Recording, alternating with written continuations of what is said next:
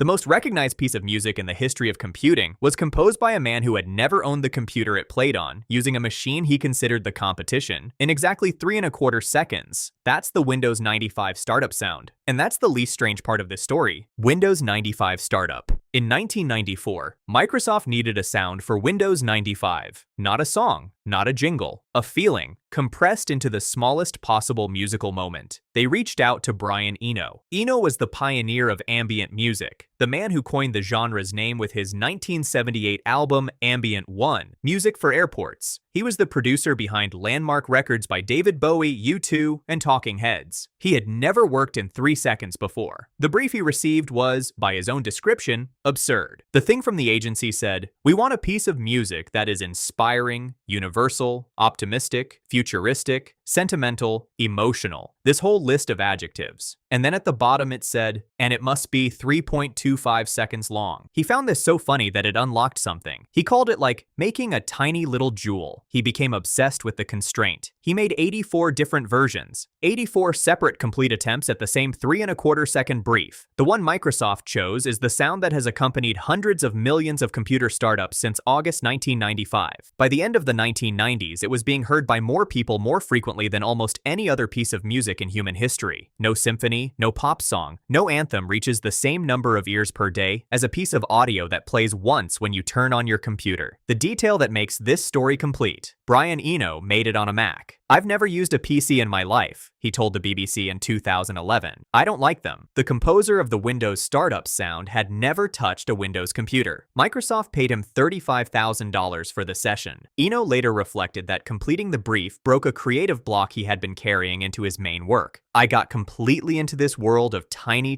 little pieces of music," he said. "I was so sensitive to microseconds at the end of this that it really broke a logjam in my own work. Then, when I went back to working with pieces that were like 3 minutes long, it seemed like oceans of time." In April 2025, the Windows 95 startup sound was inducted into the Library of Congress National Recording Registry, placed alongside recordings by Miles Davis. Considered part of America's recorded sound heritage, a 3-second piece of corporate software audio, preserved for posterity, next to Miles Davis. Mac's startup chime. Jim Reeks was an Apple engineer who hated the startup sounds on Macs. Before his chime, Apple computers booted with a jarring tritone chord, a sound so closely associated with reboots and crashes that users had learned to dread it. Reeks wanted something different, something that sounded like a beginning rather than a failure. "The startup sound was done in my home studio on a Korg wave station," Reeks said. "It's a C major chord, played with both hands stretched out as wide as possible." He chose C major deliberately, the simplest, most resolved chord in Western music. Clean, stable, safe. The problem? He had no official approval to change the startup sound. So he went around the approval process entirely. He found engineers who were finalizing the ROM chip for the Macintosh Quadra, the chip that gets burned in before production and cannot be changed afterward. He asked them to sneak his chime into the ROM at the last moment. They did. "Our excuse was, it's too risky to take it back out at this point because something could crash," Reeks said. The first Mac to boot with his sound was the Quadra 700 in 1991. Some Apple engineers were furious when they found out. The chime survived anyway. It was modified several times over the following years. As Apple's processors changed through the 1990s, the chime was pitch shifted upward to compensate for different audio hardware. The version most people recognize from iMacs is an F-sharp chord, a pitch-shifted descendant of Reeks' original C major. Apple trademarked the Mac startup chime in 2012, one of the very few registered sound trademarks in the world, alongside the NBC chimes and the THX Deep Note. To be a registered trademark, a sound must be distinctive enough that consumers identify it as belonging to a specific brand without seeing the visual logo. The Mac chime qualified. In 2016, Apple silenced it by default on the new MacBook Pro. The new model was designed to power on automatically when you opened the lid, which meant the startup sound could fire in a library, a meeting, or a flight without warning. The chime that users had associated with a deliberate decision to turn on a computer was now potentially an ambient noise triggered by bag rearrangement. Reeks was not happy about the removal. "Now that there's no startup sound, it's like sitting down at a restaurant and there's no one there to greet you. It just feels strange." Apple brought the chime back in macOS Big Sur in 2020. Optional, configurable, but back. Reeks left Apple in the late 1990s. He received no royalties for a sound Apple trademarked and used for decades. Separately, the iPhone camera shutter sound is also reeks. A recording of his own 1970s Canon AE1 slowed down. He received no royalties for that either. Intel Bong. In 1994, Intel had a marketing problem. They made processors, components that sat invisibly inside computers, never seen by the person using the machine. Nobody bought a computer because of the chip inside it. Dennis Carter, Intel's vice president of marketing, came up with a solution that had never been tried at that scale. Put an audio logo at the end of every commercial for every computer that ran Intel inside. The computers were the product. Intel would be the sound at the end of the ad. They needed exactly the right sound. Walter Werzowa got the call, an Austrian composer who had scored films, produced for bands, and studied classical guitar in Vienna. He was told Intel needed something that conveyed reliability, innovation, and trust in approximately 3 seconds. The Intel Inside tagline triggered a melody in his head immediately. The syllables of the phrase Intel Inside became the rhythm, the 5 notes that emerged: D flat, D flat, G flat, D flat, A flat. Werzowa spent the following 2 weeks refining that sequence. The final version layers a tambourine, an anvil strike, an electric spark sound, a hammer on pipe, xylophone, marimba, and bells. More than 20 individual sounds combined into what sounds like a single chime. It premiered in 1994. By 2015, Intel estimated the bong was played somewhere in the world once every 5 minutes. Not 5 minutes per country. Every 5 minutes globally. No individual piece of branded audio has been broadcast at that frequency for that long. Werzowa has updated it multiple times, including a collaboration with Beethoven's Fifth Symphony for the 2016 Super Bowl. The 5 notes have never changed. Intel confirmed the bong as an official sound trademark. The man who made it had done it in 2 weeks, from a melody that arrived in his head the moment someone told him the tagline. Nokia ringtone. In 1902, a Spanish guitarist named Francisco Tárrega composed a piece for solo guitar called Gran Vals. He died in 1909 and left behind a body of work that defined Romantic-era classical guitar. None of it was famous outside classical music circles. What almost no one knows: the specific phrase that became the Nokia ringtone was not Tárrega's own invention either. He had borrowed it from Frédéric Chopin's 1834 waltz Grande Valse Brillante and reimagined it for guitar. A 19th century pianist inspired a 19th century guitarist who inspired one of the most heard sounds of the 20th century. In 1993, a Nokia executive named Anssi Van Joki was looking for a sound for a new mobile phone. He came across a recording of Gran Vals and played bars 13 through 16 to Lauri Kivinen, Nokia's head of corporate communications. Those 4 bars contained 13 notes that sounded, to anyone who heard them, immediately catchy. Nokia chose those bars as their ringtone. The reason Tárrega's music was chosen was not that it was the most beautiful or the most fitting. It was that Tárrega had been dead for 84 years. Under European copyright law, music enters the public domain 70 years after the composer's death. Tárrega's entire catalog was free. Nokia needed a ringtone that required no licensing fees, no negotiations with publishers, no royalties in perpetuity. A man who had died 84 years earlier in a completely different century was, from Nokia's perspective, the ideal composer. The ringtone first appeared on the Nokia 2110 in 1994, listed as Type 7, just one ringtone among several. By the late 1990s, it had been renamed Grande Valse. By 1999, it was renamed again to Nokia Tune and became the default ringtone on every Nokia phone sold. At Nokia's peak in the mid-2000s, Nokia held roughly 40% of the global mobile phone market. The tune was estimated to ring 1.8 billion times a day from phones in pockets and bags around the world. 1.8 billion times. Daily. Francisco Tárrega's estate received nothing. The music was public domain. Tárrega himself never heard it on a phone. He died 82 years before the first Nokia to play it shipped. ICQ,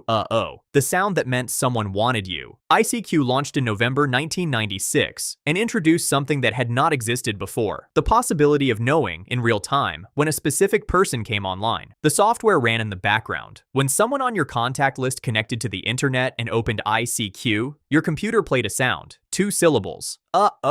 It was ridiculous in description. It was Pavlovian in practice. The sound meant someone was there, not an email that would sit unread, not a phone call you had to answer immediately. A specific signal that a specific person, the one you were waiting for, had just arrived. For a generation of teenagers spending hours online in the late 1990s, the ICQ notification sound was the sound of someone choosing to show up. It carried more emotional weight per syllable than almost any corporate audio decision in history. The platform had 100 million registered users by 1999, 2 years after launch. ICQ was acquired by AOL in 1998 for $407 million. The uh-oh sound outlasted the platform's relevance by 2 decades. Anyone who used ICQ still hears it. Uh-oh, you've got mail. In 1989, a company called Quantum Computer Services was preparing to add voice alerts to its online service. The CEO, Steve Case, was overheard in a conversation at the company discussing the need for a voice to record the phrases. An employee named Karen Edwards heard him. She went home and told her husband. Her husband, Elwood Edwards, had done commercial voiceover work since high school. He set up a cassette deck in their living room. He recorded 4 phrases. Welcome. You've got mail. Files done. Goodbye. He was paid $200. Quantum Computer Services became America Online. America Online became AOL. At the peak of AOL's dominance in the late 1990s and early 2000s, Elwood Edwards' voice was estimated to be heard more than 35 million times per day. Every time someone in America dialed into the internet and checked their email, his voice told them about it. He received no royalties beyond the original $200. He had no idea the recording would become what it did. I had no idea it would become what it did. I don't think anybody did, he said in 2019. Suddenly, AOL took off. The phrase became so culturally embedded that it gave a 1998 Tom Hanks and Meg Ryan film its title. Elwood Edwards appeared in the film's promotional materials, voiced a character in a Simpsons episode, appeared on The Tonight Show, and, in one of the more poignant career arcs of the internet era, was spotted driving for Uber in 2016. The voice of the internet's first golden age was driving people to the airport. He died on November 5, 2024. He was 74 years old. The obituaries that ran across every major publication confirmed what had been true for 35 years. His voice had reached more people in more moments than almost any other single recording in history. Samsung Over the Horizon. The ringtone nobody realizes is different every year. Over the Horizon first appeared on the Samsung Galaxy S2 in 2011. 6 notes. Designed to represent 5 qualities Samsung identified as its brand identity: future-minded, innovative, new, creative, and positive. Those 6 notes have stayed the same since 2011. Everything else about the ringtone changes every year. Samsung commissions a full reimagining of Over the Horizon with each new Galaxy S series. Not a remix, a complete rearrangement by a different composer, in a different style, with a different theme. The 2022 version was produced by Suga from BTS. The 2023 version was composed by Korean-American electronic artist Yaeji. The 2025 version, Big Band Jazz, was composed by Los Angeles pianist Jacob Mann, mastered in Dolby Atmos. The 2026 version was arranged by pianist Unique Tanzel, recorded with the Royal Philharmonic Orchestra at Abbey Road Studios in London. Most Galaxy users have never noticed. They hear their phone ring and assume it's the same sound they've always had. It isn't. Samsung has been quietly commissioning an entirely new version of the same 6 notes every 12 months for over a decade. Abbey Road, the Royal Philharmonic, BTS, all for the sound playing from someone's pocket at a bus stop. The 6 notes are the same. Everything surrounding them is built new, every year, by someone who has specifically chosen to interpret what those notes could be. It is one of the most quietly ambitious ongoing commissions in contemporary music, and almost nobody who hears it knows. Nokia chose a dead man's melody because it was free. Avast sold your browsing history for 6 years while calling itself privacy software. The antivirus video is on screen right now.